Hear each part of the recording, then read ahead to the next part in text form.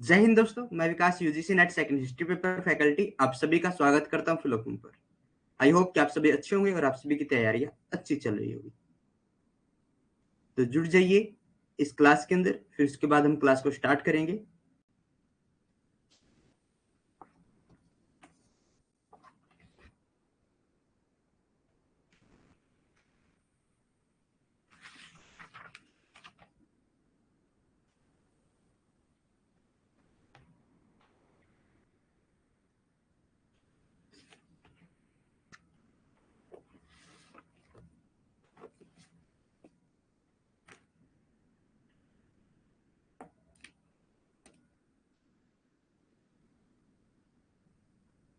Anjali, good morning बहन, सुप्रभात।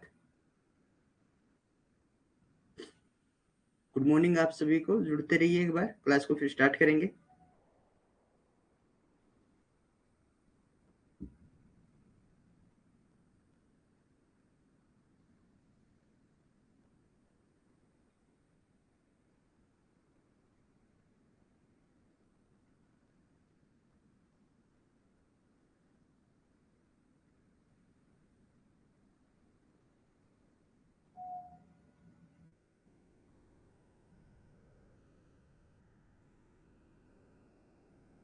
जुड़ जाइए एक बार, क्लास को स्टार्ट करेंगे फिर।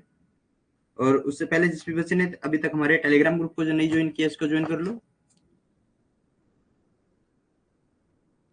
व्हाट्सएप ग्रुप को ज्वाइन कर लो ताकि यूजीसी नेट के रिगार्डिंग आपकी कोई भी न्यू अपडेट रहती है वो आपको मिलती रहे। गुड मॉर्निंग चंपा बहन, गुड मॉर्निंग। और हमारे इंस्टाग्राम पेज को फॉलो करो, यहाँ पर शॉर्ट वीडियो डलती है हमारी, आपके लिए point two point knowledge fact रखती है। फिल फॉर्म लेकर आया, पेपर फर्स्ट और पेपर सेकंड दोनों की क्लासेस स्टार्ट हो चुकी है, जिसके अंदर आपको दिसंबर बैच के रिगार्डिंग आपको नोट्स मिलते हैं, लाइव क्लासेस आपकी रहती है, एमसीक्यू प्रैक्टिस आपका रहता है, फुल नोट्स आपको मिलते हैं। पेपर फर्स्ट की फीस की अगर मैं बात करूं तो अगर आप वो 1999 पे करते हो ओनली पेपर फर्स्ट के लिए, तो आपको ओनली पेपर फर्स्ट मिलता है। अगर आप ओनली पेपर सेकंड लेना चाहते हो तो उसके लिए भी आपको 1999 पे करना रहता है। अगर आप कॉम्बो लेना चाहते हो 2999 पे करना रहता है आपको।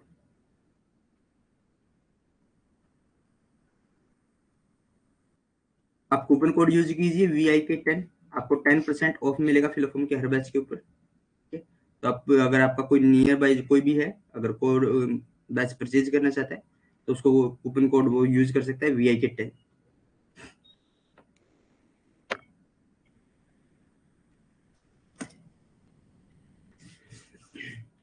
तो आज का जो हमारा टॉपिक होगा वो होगा विजयनगर साम्राज्य।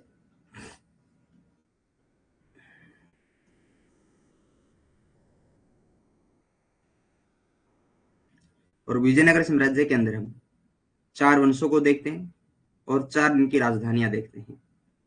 4 वंश और संस्थापक, पहले यहाँ पर ये चीजें देख लो। विजयनगर साम्राज्य का एक ब्रीफ समरी अगर आप देखना चाहो बिल्कुल छोटे से एक पॉइंट के अंदर, तो यहाँ पर मैं राजवंश लिखता हूं, यहाँ पर संस्थापक होंगे, यहाँ पर अंतिम शासक होगा। राजवंश होगा संगम राजवंश।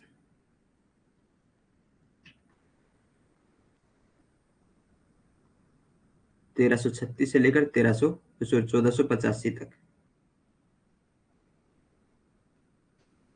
संस्थापक हरिहर व बुक्का राय, हरिहर प्लस बुक्का राय, 2 भाई थे ये। ठीक है, विरूपाक्ष द्वितीय, विरूपाक्ष सेकंड इसका अंतिम राजा होगा।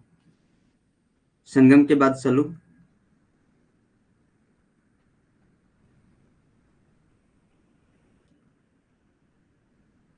चौदह सौ पचासी से लेकर 1504 तक ये रहेंगे। सोलव नरसिंह,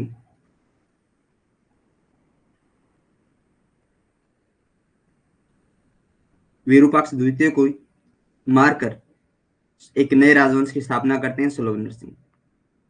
इमादरी नरसिंह, इमादरी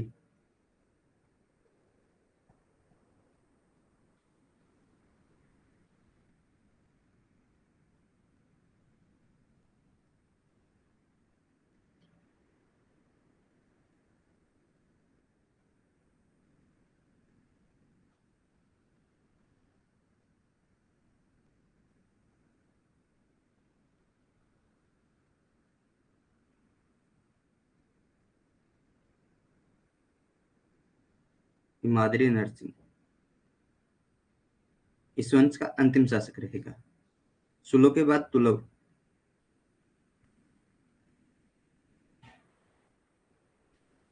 वीर नरसिंह संस्थापक, सदाशिव राय,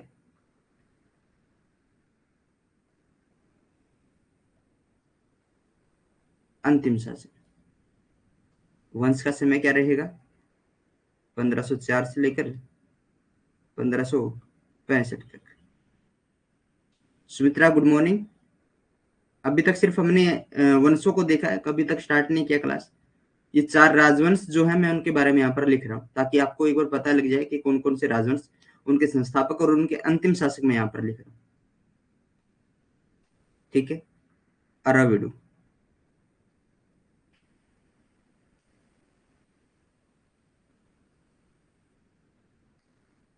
1565 से लेकर 1616 तक। तिरुमल और श्रीरंग तृतीय, श्री रंग तृतीय।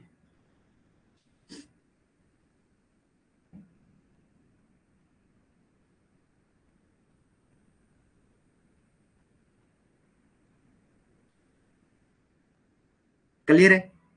देखो, पहला राजवंश संगम राजवंश, संगम वंश आएगा 1336 से लेकर 1485 तक। हरिहर बुक्का राय ने स्थापना की, हरिहर व बुक्का राय ने संस्थापक इसके, और विरूपाक्ष द्वितीय इसके अंतिम शासक।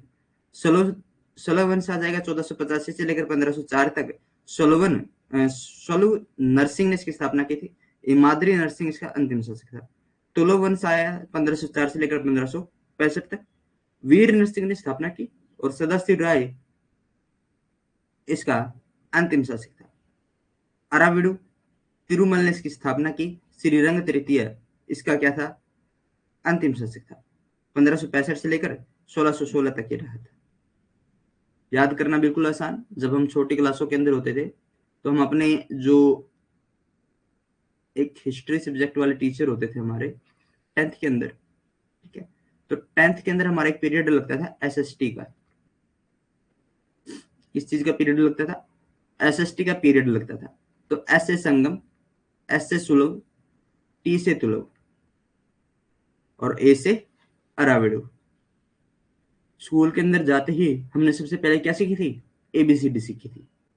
घर आते ही हमसे पहले कौन, अगर जब हम किसी छोटे बच्चे को पूछते हैं तो सबसे पहले क्या पूछते हैं? स्कूल जाता है? जाता है। क्या आता है? एबीसीडी आती है? क्या पूछते हैं उससे? एबीसी पूछते हैं। तो एबीसी में सबसे पहला अक्षर क्या है? ए। तो ए से अराविडो।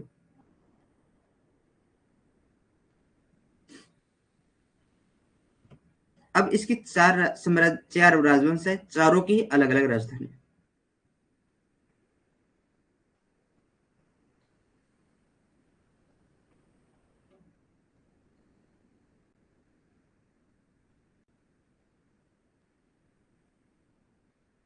अनेगुंडी,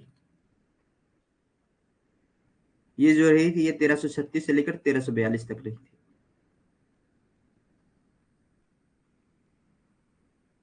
उसके बाद विजयनगर बनी।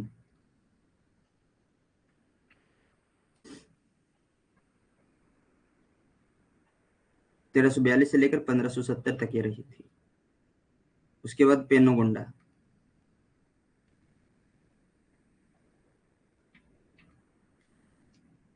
या वेनगोंडा इसका नाम आपको मिल सकता है।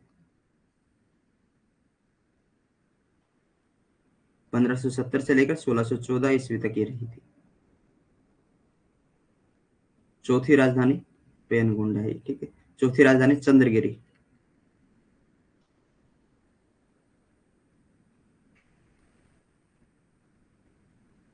सोलह सौ चौदह ईस्वी तक। समझ में आ गया? 4 राजधानी हमने पढ़ ली।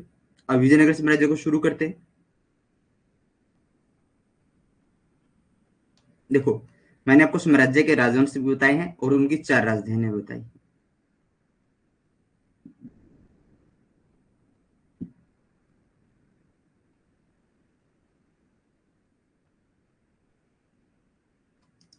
ये दोनों राजधानियां देखो संगम वंश के समय की है, 1385 तक का उसका 1485 तक का समय है, 1336 से लेकर 1485 तक का। तो विजयनगर और ये एनागोंडी, ये दोनों उनके समय की थी। फिर जो पेनगुंडा है ये 1570 में आ जाती है, ठीक है। और 1570 के अंदर कौन सा राजवंश था? सुलू राजवंश भी था और तुलु राजवंश के अंदर भी ये थी। फिर चंद्रगिरी है। ऐसे आपको जो टाइमिंग मैंने लिखवाई है उसके आप क्वेश्चन बन सकते हैं, वहां से पूछा जा सकता है। अब चलते हैं विजयनगर साम्राज्य पर। विजयनगर साम्राज्य की स्थापना हरिहर व बुक्का राय नामक 2 भाइयों के द्वारा की गई थी। 1336 ईस्वी में। कब की गई थी? 1336 ईस्वी में। तुगलकों ने वारांगल में आक्रमण कर उसे नष्ट कर दिया था। दोनों भाई हरिहर व बुक्का राय कंपिल में आकर बस गए। ऐसा माना जाता है कि मोहम्मद बिन तुगलक के एक विद्रोह को हरिहर व बुक्का राय ने शरण दे दी। भी एक विद्रोही था मोहम्मद बिन तुगलक का। पूछा जाता है कि किस मुगल शासक के समय विजयनगर साम्राज्य की स्थापना हुई थी? तो एमबीटी के समय हुई थी। भाई किसके समय हुई थी? मोहम्मद बिन तुगलक के समय हुई थी। हरिहर व बुक्का राय द्वारा शरण दिए जाने के कारण कंपिल पर आक्रमण किया गया था। आक्रमण के बाद हरिहर व बुक्का राय को बंदी बनाकर दिल्ली ले जाया गया। उन्होंने इस्लाम धर्म स्वीकार किया। इस्लाम धर्म स्वीकार करने के बाद इन्हें विद्रोहियों का दमन करने के लिए दक्कन भारत की तरफ भेजा गया। Vijayanagar emperor was found in the 2 brothers named Harihar and Bukka Rai. 1336 AD. Tughlaq attacked Warangal and destroyed it. किसने? मोहम्मद बिन तुगलक ने वारंगल पर अटैक किया और इसको डिस्ट्रॉयड कर दिया। It's both brothers Harihara and Bukka Raya settled in Kampili. It is believed that one of Muhammad bin Tughlaq Compil was attacked due to the Harihar and Bukka Rai giving shelter to the rebel. उसके जो rebel, उसका जो विद्रोही था, उसको shelter दिया था हरिहर वो बुक्का राय ने। After the attack Harihara and Bukka Raya were taken captive to Delhi and Delhi were they converted to Islam was sent to the India. कहां पर सेंट किया गया? इनको इंडिया सेंट किया। कौन सी India? West India, Deccan. Good morning Paramdeep बहन। लगभग ज्यादा नहीं हुआ है, एक ही स्लाइड हुई है, आप पीछे से कवर कर लेना उसको, ठीक है। वीडियो जरूर देखना क्योंकि वीडियो के अंदर मैंने राजधानियां उसकी करवाई है और उसके संगम वंश के एक जो 4 राजवंश किसके ऊपर आएंगे, संगम, सुलभ, तुलभ और अराविडु, उनके बारे में यहाँ पर मैंने बताया। उनके प्रथम शासक और अंतिम शासक मैं बता चुका हूँ पहले, ठीक है। फिर भी जब हम आगे बढ़ेंगे तो इनके बारे में हम चर्चा करते चलेंगे। दक्षिण भारत में फैली अराजकता का और तुर्क सत्ता विरोधी लहर का लाभ उठाकर तुंगभद्रा नदी के किनारे सामरिक रूप से महत्वपूर्ण स्थान को विजयनगर के रूप में बदल दिया गया और शासन करने लगे। हरिहर व बुक्का राय ने अपने पिता की स्मृति में संगम वंश की नींव रखी। इस्लाम धर्म त्याग कर पुनः दोनों भाइयों ने गुरु विद्याधरण से प्रेरणा से हिंदू बने। विजयनगर राज्य के 4 राजवंशों ने 300 वर्ष तक शासन किया था। विजयनगर साम्राज्य की राजधानी भी बदलती रही। विजयनगर या वर्तमान नाम हम्पी है। पूछा जाता है कि हम्पी के खंडर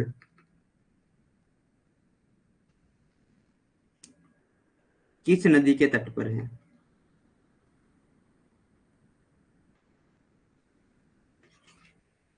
तो किस नदी के तट पर है? तुंगभद्रा। तुंगभद्रा नदी के किनारे है। Taking advantage of the anarchy spread in the South India and the anti-Turk power waves, is strategically important place on the banks of the Tungabhadra river was established as a Vijayanagar and began to rule Harihar and Bukka Rai laid the foundation of the Sangam dynasty in the memory of their father. After that, both the brothers became Hindus with the inspirations of Guru Vidyadhar. The four dynasty of the Vijayanagar state ruled for more than 300 years. The capital of the Vijayanagar Empire also kept changing. The present name of Vijayanagar is Hampi. Vijayanagar का वर्तमान नाम क्या है? हम्पी इसका वर्तमान नाम है। हरिहर प्रथम 1336 से लेकर 1356 ईस्वी तक रहेगा। हरिहर प्रथम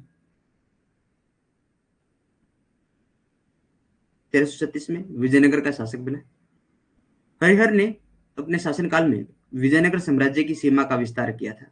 अपने शासनकाल में 7 वर्ष में इसने अपनी राजधानी अनगोंडा से विजयनगर ले गया था। 1346 ईस्वी में तक होयसल राज्य का संपूर्ण क्षेत्र विजयनगर की सीमा में आ गया था, क्योंकि इसका साम्राज्य चारों तरफ से शत्रु शक्तियों से घिरा हुआ था।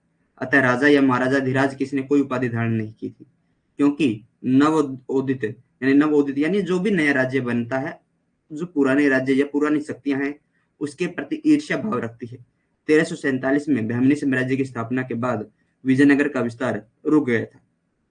हरिहर प्रथम की मृत्यु के बाद बुक्का प्रथम अगला शासक बना था।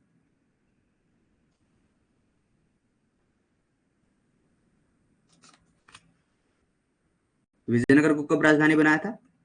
1342 से लेकर 1342-43 में इसने राजधानी बनाया था।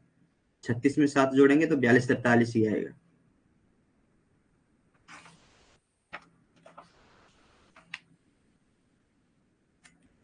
इसने क्या किया? 1347 में कदम्ब राय को जीत लिया था। 1347 में कदम्ब राय कर्नाटक में है।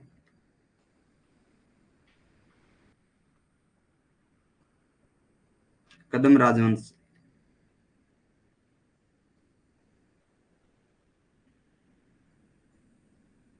जीत लिया था। 1352-53 ईस्वी में हरिहर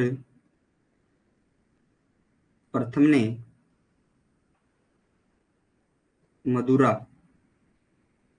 मथुरा नहीं है, ये मदुरा है, और मदुरा पर विजय प्राप्त की।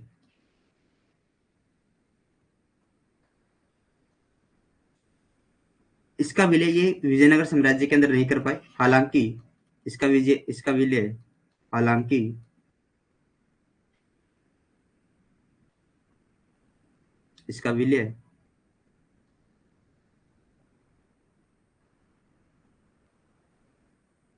विजयनगर साम्राज्य के अंदर नहीं कर पाए थे। और इस अभियान का नेतृत्व 1352-53 का जो अभियान था, बुक्का प्रथम का पुत्र था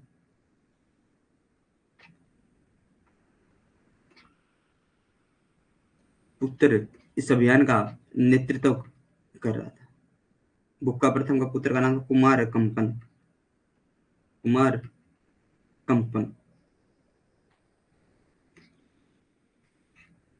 ठीक है, कुमार कंपन इस अभियान का नेतृत्व कर रहा था। क्लियर है? हरिहर प्रथम ने क्या किया? राज्य की आय बढ़ाने के लिए जंगलों को कटवाकर उपजाऊ भूमि वहां पर बनवा दी थी। बड़े पैमाने पर इसने खेती के लिए भूमि बनवाने का काम किया था।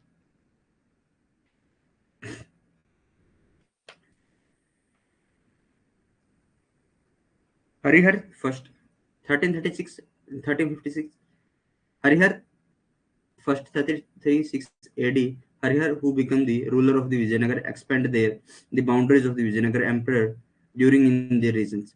In the 7th year of his reign, he moved the capital from Anagudi to Vijayanagar.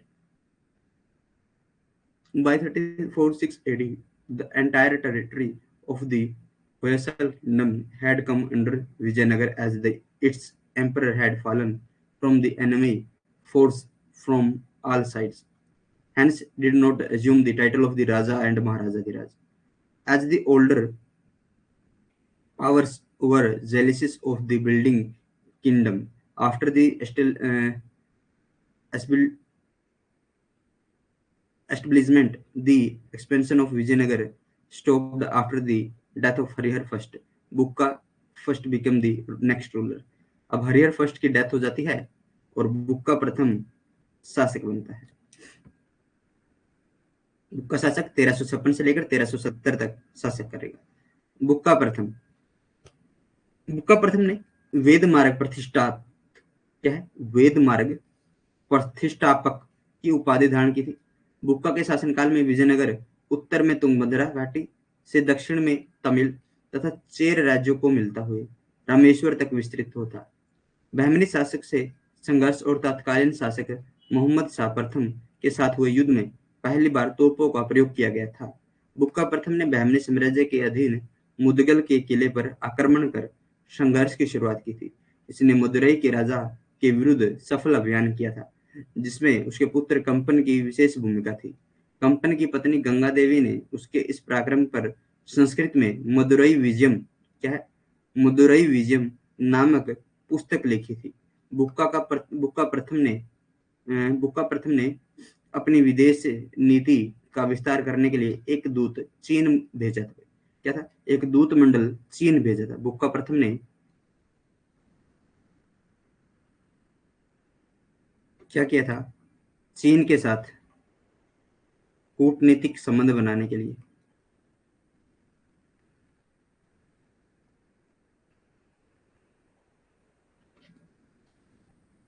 स्थापित करने के लिए 1374 ईस्वी में 47 नहीं 74 आएगा. ठीक है, 1374 ईस्वी में एक दूत मंडल चीन भेजा था और ये विवरण एकलिंग के राजवंशों के जो उल्लेख है. एकलिंग राजवंश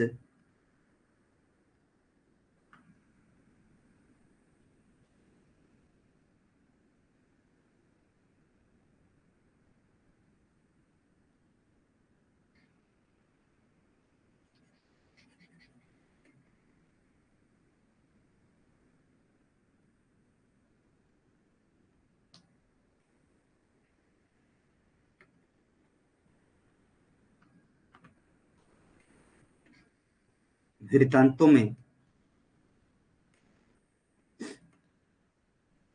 इसका उल्लेख है.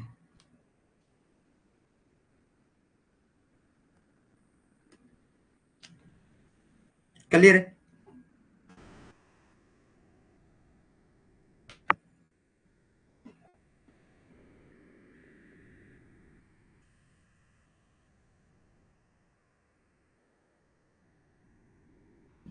तेरह सौ सतासठ में इसने सर्वप्रथम रायचूर दाब को, जो रायचूर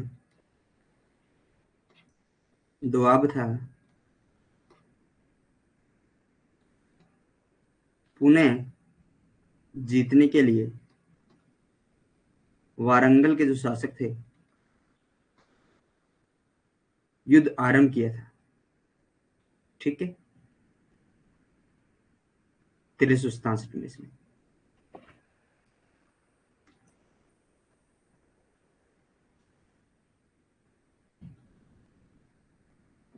और इसने रेड्डियों से छीन लिया था इसको. रेड्डी राज्य के संस्थापक थे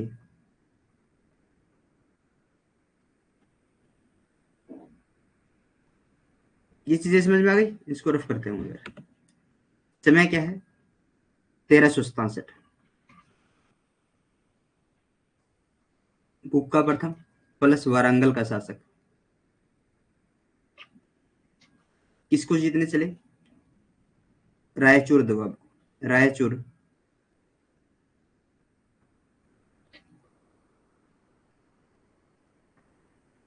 दोआब दोबारा जीतने के लिए चले. युद्ध प्रारंभ कर दिया और उसके बाद बुक्का ने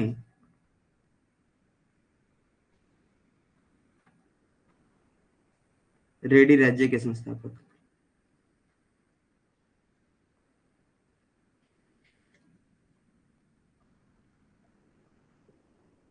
कौन है? पुरलियवम। पुरलियवम के पुत्र से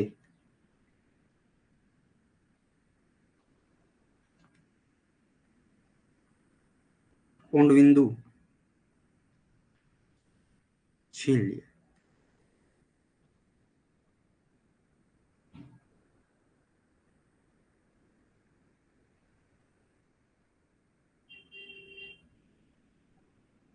क्लियर?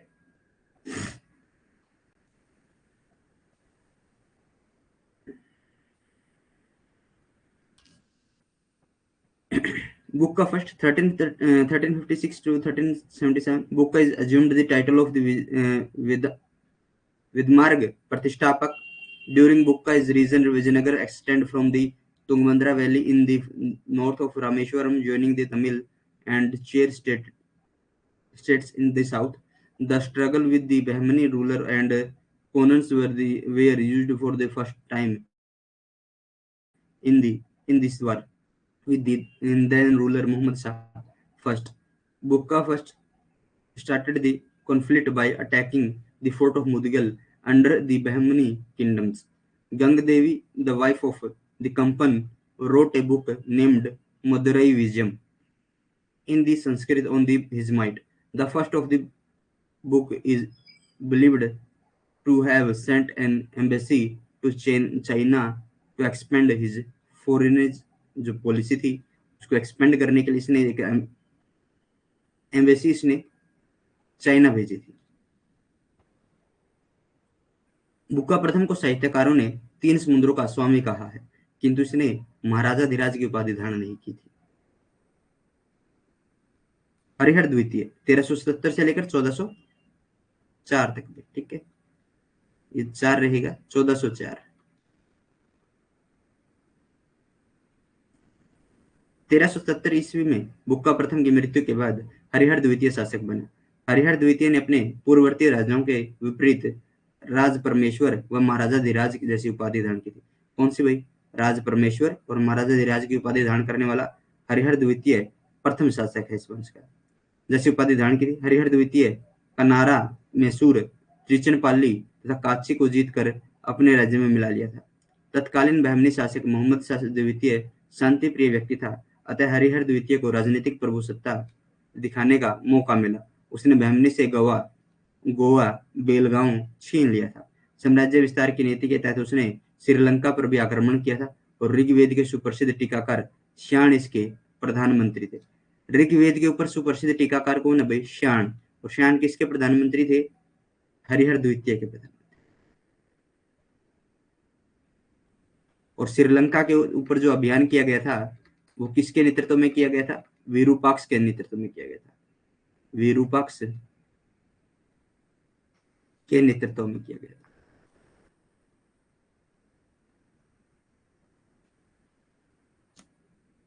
ठीक है। और 1382 में 1382-85 में इसने पौंडविदु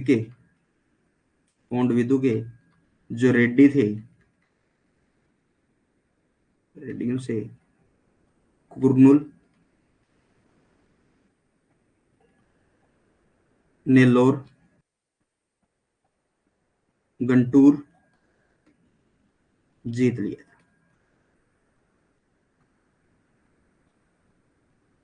तेलंगाना के साथ भी इसका संघर्ष रहा था। ठीक है, आगे चलते हैं। नॉर्थर रत्नमाला की रचना करने वाले प्रसिद्ध इरुगप्पा नामक जैन मत अनुयायी इसका सेनापति था। इरुगप्पा क्या है? जैन मत अनुयायी है जिसका सेनापति था। इसके शासनकाल में विजयनगर साम्राज्य में व्यापार को बढ़ावा मिलने लगा। 1406 ईस्वी में इसकी मृत्यु हो गई और इसके बाद उसके पुत्रों में इसकी सत्ता बांट दी गई थी।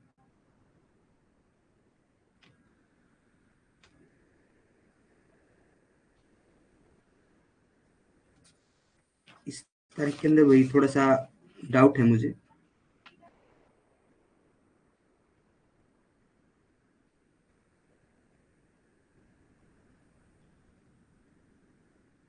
इसकी जो मृत्यु हुई थी वो 1404 में हुई थी, ठीक है।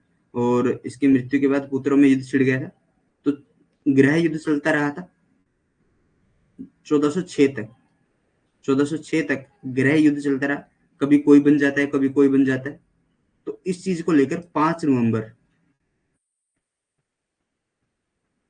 1406 ईस्वी को देवराय प्रथम समाप्त कर देंगे शासक बनकर। और इन्हें क्या कहा जाता है, ये स्वयं भी विद्वान थे, और विद्वान होने के साथ इनको इसके विद्वान होने के आश्रयदाता इसको कहा जाता है। क्या कहा जाता है, विद्वानों का आश्रयदाता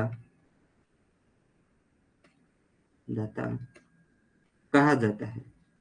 राजव्यास और राज वाल्मीकि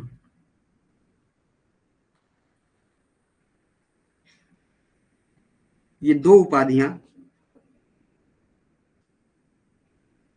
वेल्लूर के अनुदान पात्र पे हमें मिलती हैं।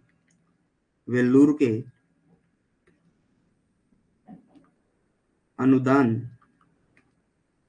पात्र पर हमें इसकी दो उपाधियां मिलती हैं, राजव्यास और राज वाल्मीकि।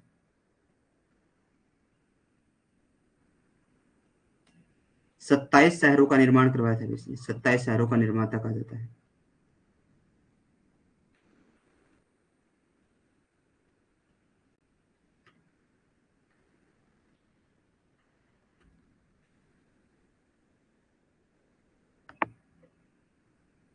क्लियर, आगे देखिए। देवराय प्रथम 1406 से लेकर 1422 तक।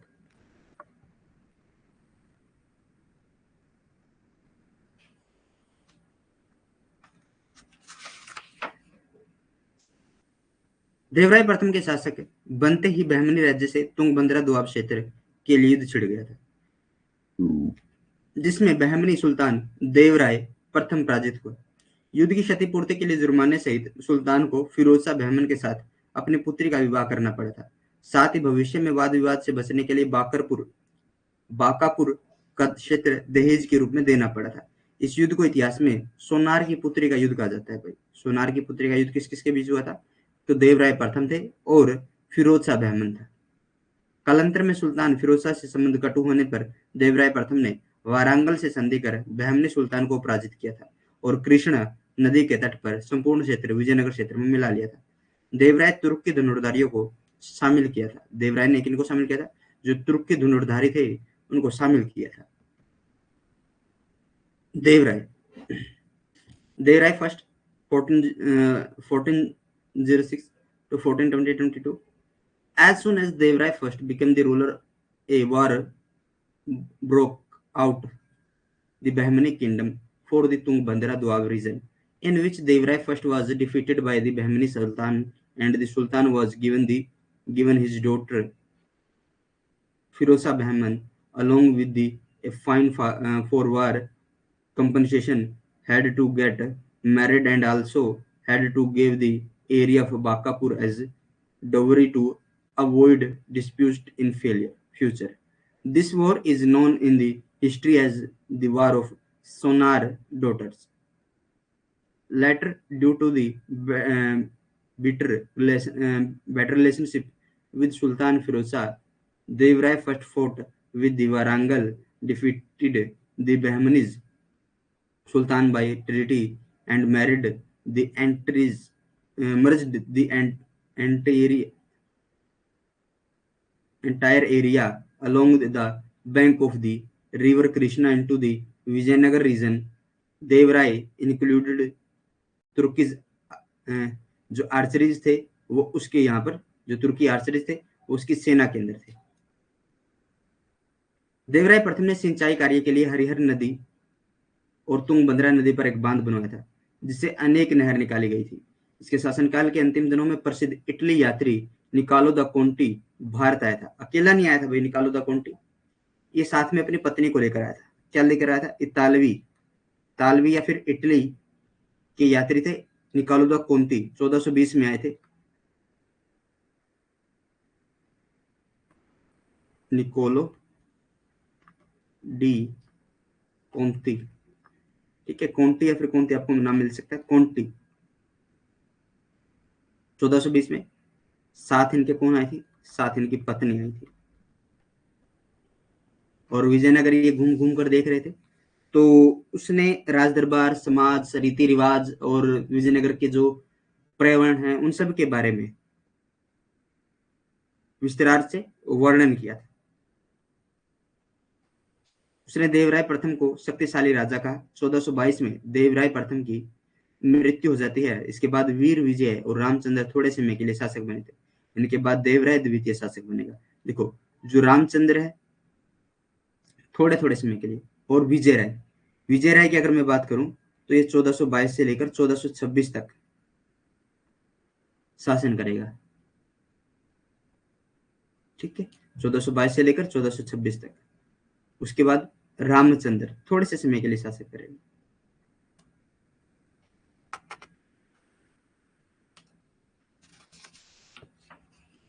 मात्र 6 महीने का ही इसका शासन माना जाता है, 6 माह का, ठीक है।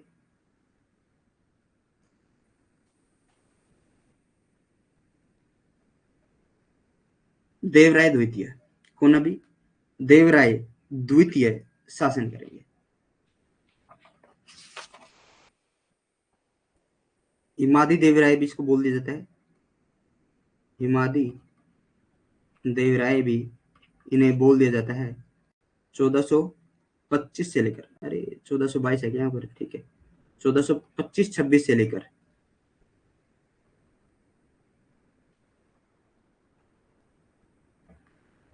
1446 तक, ठीक है भाई। थोड़ा इनका ये करेक्ट कर लेना भाई, ये एडिट नहीं हो पा रहे थे, यहीं पर करना पड़ेगा।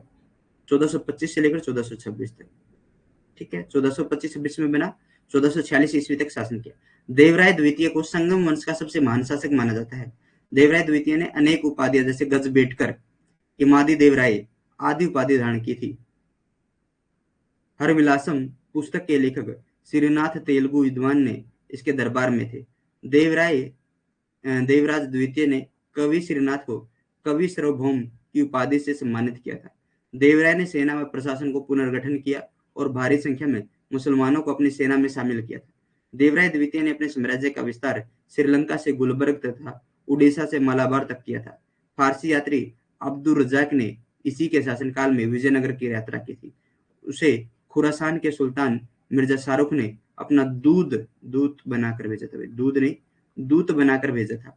अब्दुल रजाक विजयनगर को संसार के देखे हुए सुने नगरों में सबसे भव्य मानता है। कि अब्दुल रजाक कहता है कि मैंने संसार में जितने भी नगर देखे हैं और जितने भी नगरों के बारे में सुना है, उन सबसे सुंदर अगर कोई नगर है तो वो विजयनगर है।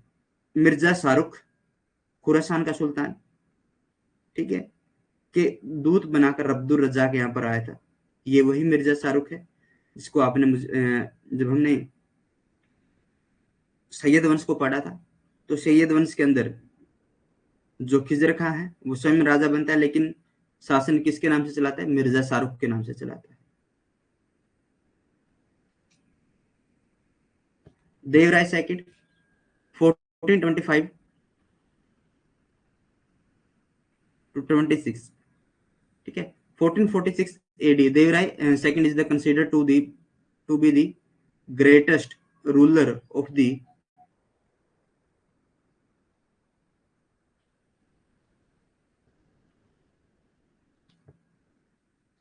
Sangam dynasty. Devarai II assumed the many titles of the Gazbetkar and Imadi Devarai, etc. Srinath, the author of the book Harivilasan, Telugu scholar, lived in his court. Devarai II honored poet Sant with the title of Kavi Sarvabhaum.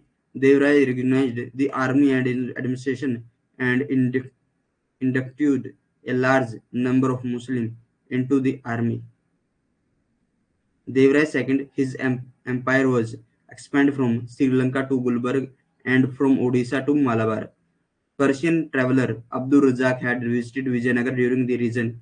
He was sent by Malik Sultan Mirza Shahrukh of Khorasan after preparing his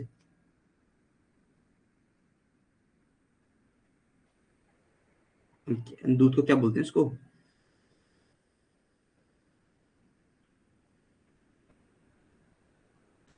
Abdul Razak considered Vijayanagar to be the grandest city seen and heard in the world. 1446 से लेकर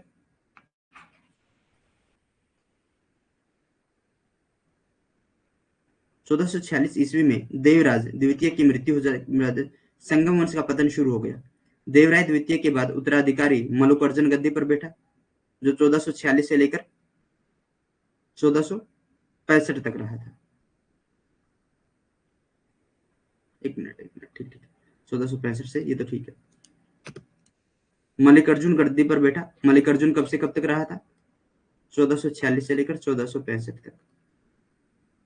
कमजोर हुआ, निकम्मा शासक था, इसलिए इसके बारे में ज्यादा नहीं पढ़ेंगे। एजेंट नहीं हो सकता। एजेंट तो एक स्पाई की टाइप होता है, एक एजेंट तो स्पाई टाइप होता है। स्पाई, जैसे स्पाई उसने भेजा, दूत के रूप में भेजा। एम्बेसडर हम उसको बोल सकते हैं, दूत।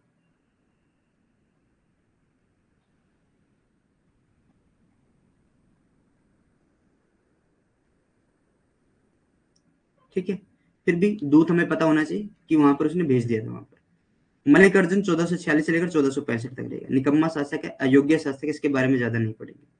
गद्दी पर आसीन हुआ, जिसे प्रौढ़ देवराय भी कहा जाता है। विरूपाक्ष द्वितीय 1465 से लेकर 1485 तक संगम वंश का अंतिम शासक था। विजयनगर राज्य में फैली अराजकता का लाभ उठाकर चंद्रगिरी सुलभ गवर्नर ने नरसिंह ने राज्य सिंहासन पर अधिकार कर लिया था, सुलभ वंश की स्थापना कर दी।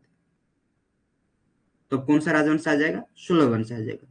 अब ज्यादा कुछ नहीं है, थोड़ी थोड़ी चीजें सुलभ वंश के बारे में भी हमें पढ़नी होगी। सुलभ वंश 1485 से लेकर 1505 तक, ये वंश का क्या है? टाइम पीरियड है। ठीक है, 1485 से लेकर 1505 तक ये रहेगा। 1485 ईस्वी में संगम वंश के संस्थापक विरूपाक्ष द्वितीय के सेनापति नरसिंह ने इसकी हत्या कर विजयनगर में दूसरे राजवंश की नींव डाली। विजयनगर के इतिहास में इसे प्रथम बल प्रहार इसे कहा जाता है। सुलभ नरसिंह 1485 से लेकर 1490 ईस्वी तक शासन करेगा। योग्य एवं प्रतिभा संपन्न शासक था। उसने विजयनगर राज्य के क्षेत्र में जो संगम वंश के समय बहमनी और उड़ीसा द्वारा हड़प लिए गए थे, उन्हें दोबारा प्राप्त कर लिया था। 1489 में इसने गजपति और पुरुषोत्तम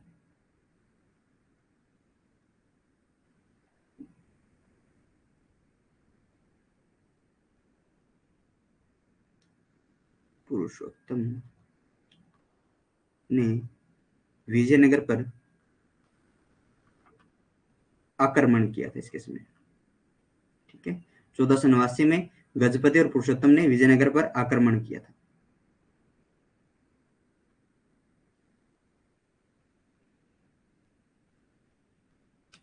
चौदह सौ 1490 ईस्वी में सुलभ नरसिंह की मृत्यु हो गई। सुलभ नरसिंह की मृत्यु के बाद उसका पुत्र इमाडी नरसिंह शासक बना, जिसका संरक्षक नरसा नायक था। नरसा नायक के पुत्र वीर नरसिंह ने सुलभ शासक इमाडे की हत्या कर सुलभ वंश की स्थापना की और तुलभ वंश की स्थापना की थी। सुलभ वंश के स्थान पर किसकी स्थापना की थी? तुलभ वंश की स्थापना की थी। इमादी नरसिंह 1490 से लेकर 1506 तक रहता है। ठीक है, और मृत्यु हो जाती है तुलभ वंश। ज्यादा नहीं है इनके अंदर। ठीक है, ये 1506 रहेगा भाई, इसका जो टाइम पीरियड रहेगा 1506।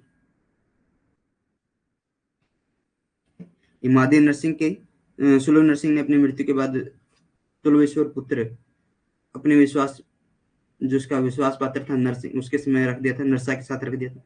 लेकिन अपने दो पुत्रों की अल्पायु में ही मृत्यु हो जाती है, इनके संरक्षक नियुक्त किया गया था।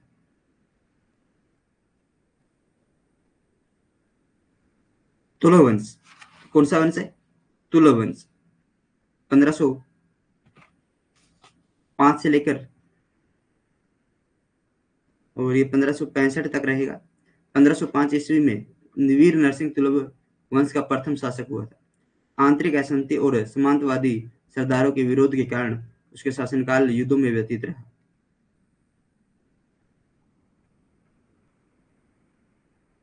No internet connectivity. सुमित्रा, यहाँ पर तो सब कुछ ओके चल रहा है, क्योंकि मैं आपके कमेंट भी तो देख रहा हूँ ना।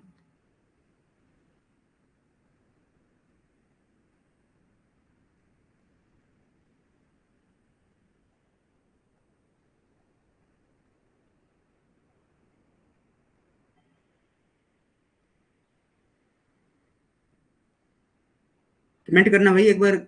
सभी के साथ क्लास में ऐसी प्रॉब्लम आ रही है क्या, या सिर्फ इन्हीं के साथ है? कमेंट करना एक बार।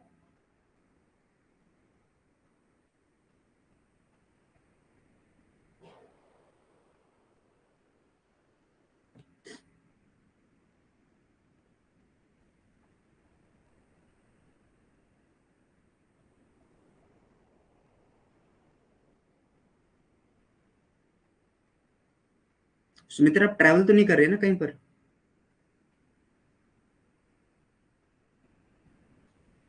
है ना? कई बार जब हम ट्रैवल करते हैं तो उसके अंदर भी हमारे साथ यही प्रॉब्लम आती है। तो वीर नरसिंह ने विजयनगर के कुछ क्षेत्रों से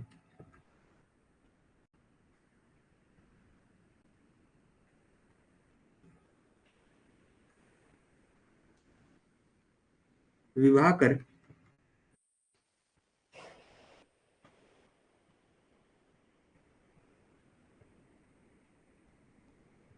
समाप्त कर दिया था।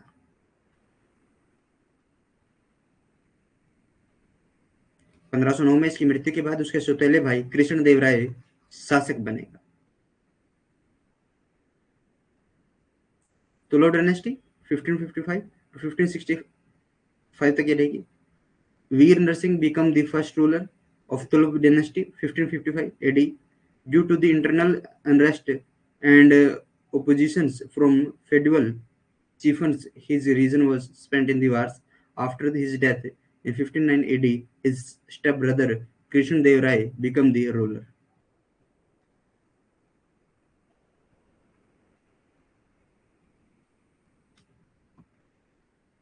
कृष्णदेव राय 1509 से लेकर 1529 तक। okay? कृष्णदेव राय 1509 से लेकर 1529 तक। कृष्णदेव राय तुलु वंश तथा विजयनगर साम्राज्य का महानतम शासक था। कृष्णदेव राय जब शासक बना तो राज्य में अव्यवस्था और शांति व्याप्त थी, जिस पर कृष्णदेव राय ने कठोर कानून व्यवस्था स्थापित कर नियंत्रण किया था। कृष्णदेव राय 1509 to 1529। Krishnadeva Rai was the greatest ruler of the Tuluv dynasty.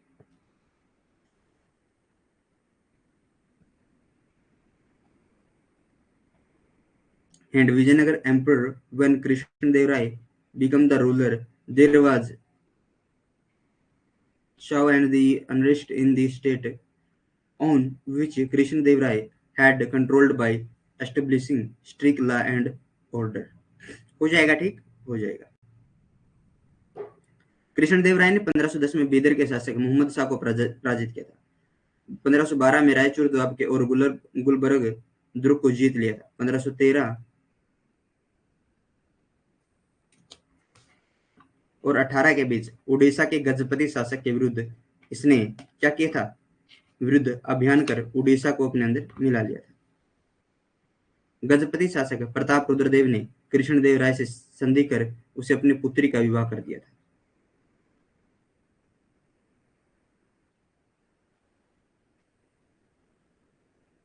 और इसके समय पुर्तगाली व्यापारी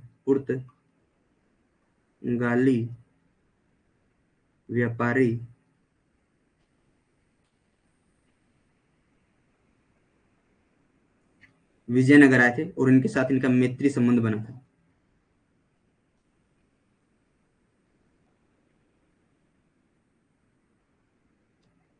Krishnadeva Rai defeated Mohammad Shah, the ruler of Bidar, in 1510।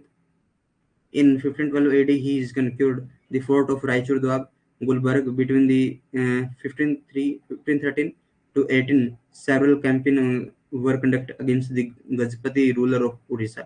Gajapati ruler Pratap Rudradev made a treaty with Krishnadev Rai and got his daughter married to him. 1520 ईस्वी में कृष्णदेव राय ने गोलकुंडा को हराकर वारंगल पर अधिकार कर लिया था। अतः मात्र 10 वर्षों में कृष्णदेव राय ने अपने सभी विरोधियों को हराकर दक्षिण भारत में एक विजयनगर की प्रभु सत्ता को सिद्ध कर दिया था। कृष्णदेव राय के पुर्तगाली व्यापारियों से संबंध में त्रिपुण से इन संबंधों में मिलने वाली सुविधाएं व लाभों के द्वारा पुर्तगालियों ने पश्चिम समुद्र में अपनी नौसेना का विकास कर लिया था। कृष्णदेव राय महान शासक एवं विद्वान था, जिसके कारण उसे विद्वानों की परख भी थी। उसने अपने विद्वानों को संरक्षण प्रदान किया था और उसके दरबार में 8 विद्वान थे, जिन्हें अष्टदिग्गज कहते थे। तेलुगु कवियों में पेड्डाना सर्वप्रमुख था। कृष्णदेव राय ने तेलुगु में अमुक्तमल्याद नामक एक पुस्तक की रचना की थी। किसकी रचना की थी? अमुक्तमल्याद एक पुस्तक की रचना इसने की थी। ठीक है। और अमुक्तमल्याद को भाई विष्णु चरित्र भी बोल दिया जाता है। विष्णु चितिया इसको बोल दिया जाता है। विष्णु चितिया इसको बोल दिया जाता है। तेलुगु भाषा में है ये। राज्य व्यवस्था पर आधारित है।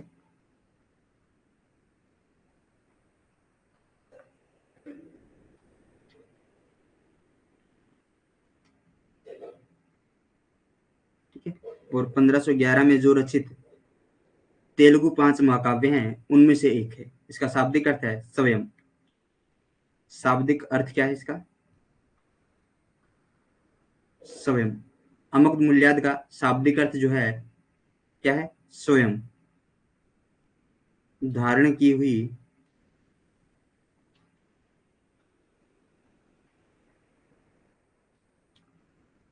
मोतियों की माला।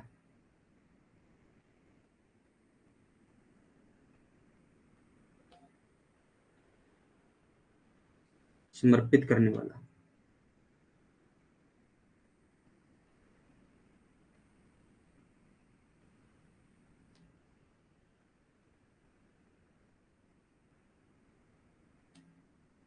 ठीक है। अमुक्तमल्याद का जो मतलब है, शाब्दिक अर्थ है, वह कि स्वयं धारण की हुई मोतियों को की माला को समर्पित करने वाला।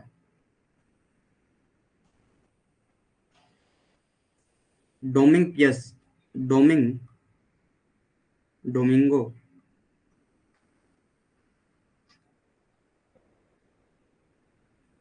पायस क्या कहता है?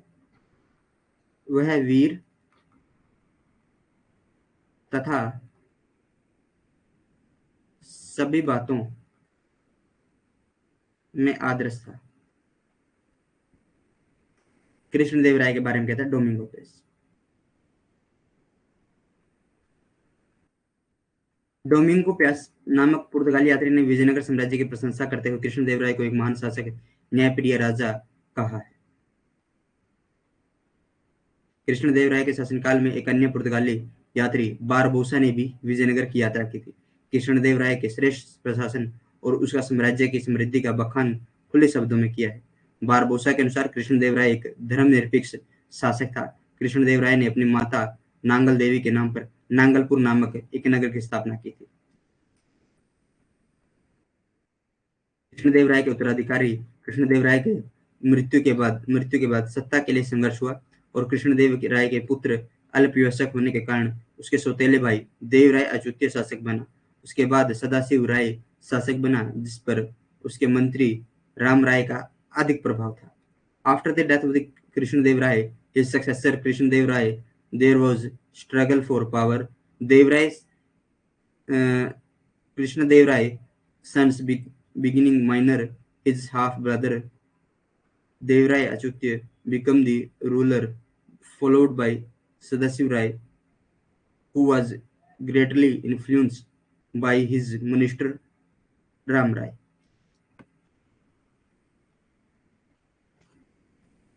राम राय एक योग्य शासन प्रबंधक था, परंतु सफल कूटनीतिज्ञ नहीं था। उसने बहमनी राज्य के खंडों से बने हुए 5 मुसलमानी राज्यों से परस्पर फूट डालने और एक दूसरे के विरुद्ध सहायता देने की नीति अपनाई।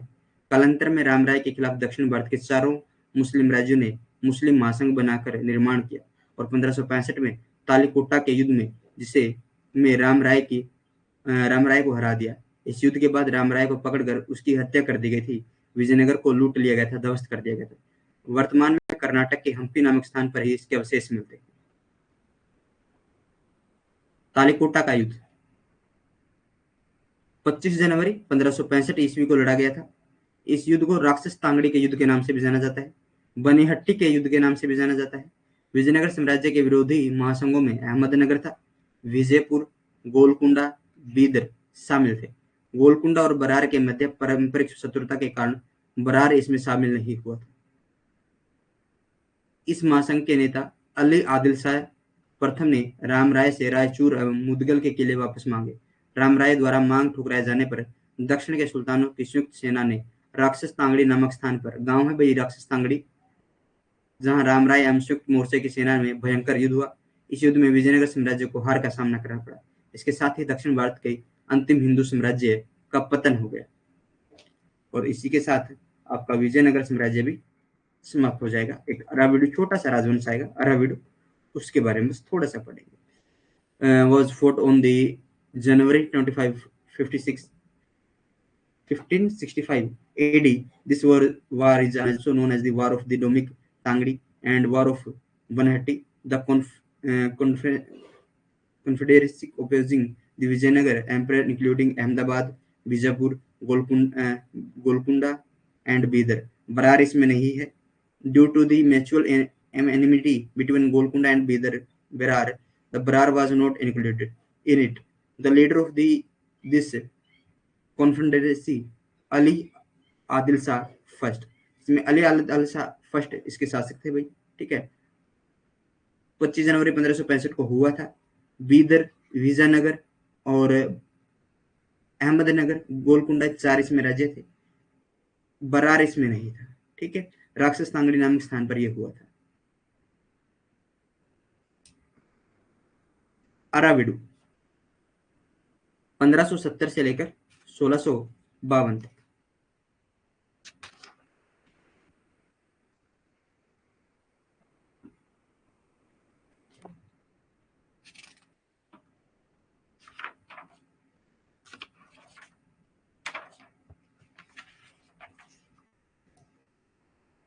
ईस्वी के लगभग तिरुमल्ल ने पेनकोंडा में ही इसकी स्थापना की थी।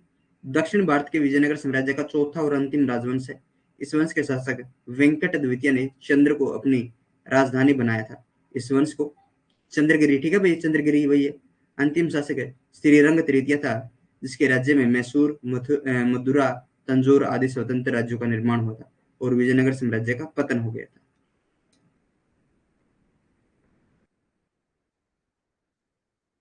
अराविडु डायनेस्टी 1570 एंड 1652 तक ये रही थी। The Aravidu dynasty was founded by Tirumali in the Penkonda. Dynasty was founded by the Tirumali in the 1570 AD, or it was the fourth and last dynasty of the Vijayanagar Emperor, South India. Venkat II, the ruler of the dynasty, and Chandra, his capital. The last ruler was Sriranga Tritiya, in whose region independent kingdom like Mysore, Madura, Tanjore, etc. were formed, and the Vijayanagar emperor collapsed. और विजयनगर साम्राज्य का क्या हो जाता है, पतन हो जाता है। देखो भाई, इसके शासन को थोड़ा सा देख लो। तिरुमल कब से कब तक, 1570 से 72 तक। उसके बाद श्रीरंग प्रथम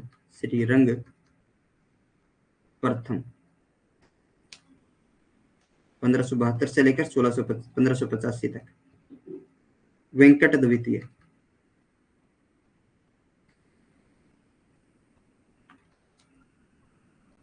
1586 से लेकर 1614 तक। उसके बाद श्रीरंग द्वितीय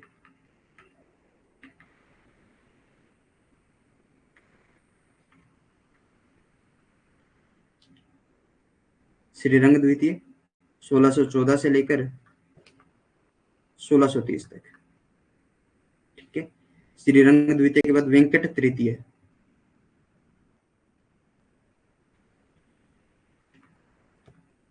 1630 से लेकर 1634 41 तक। उसके बाद श्रीरंग तृतीय,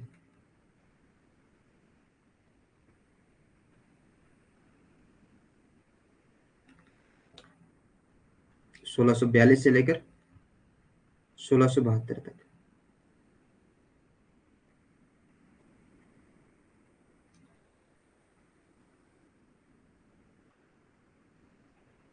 ठीक है,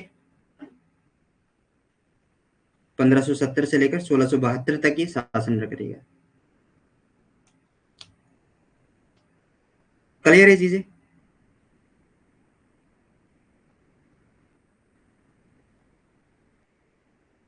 तो इसी के साथ आपका विजयनगर साम्राज्य समाप्त होता है। और अगली जो नेक्स्ट क्लास हमारी होगी उसका टाइटल आपको मिल जाएगा। ठीक है, तो कमेंट करके मुझे बता दीजिए एक बार आपको ये क्लास कैसी लगी। उसके बाद इस क्लास को हम यहीं पर समाप्त करेंगे, फिर मिलेंगे दूसरी क्लास में, है ना। एक बार कमेंट कर दीजिए।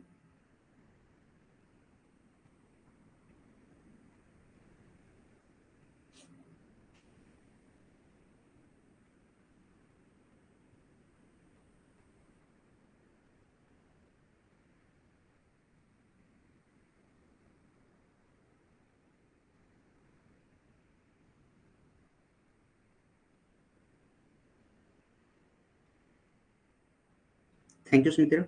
हो जाएगा, पर रिविजन उसका कर लेना क्लास का। ठीक है,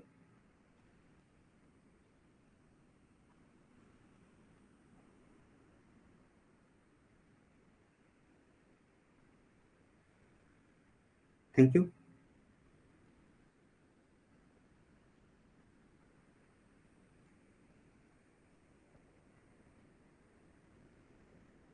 और आपसे अगर पूछे कि विजयनगर साम्राज्य कैसा राज साम्राज्य था, तो बोलना भाई हिंदू साम्राज्य था। ठीक है, कैसा साम्राज्य था? हिंदू साम्राज्य था ये।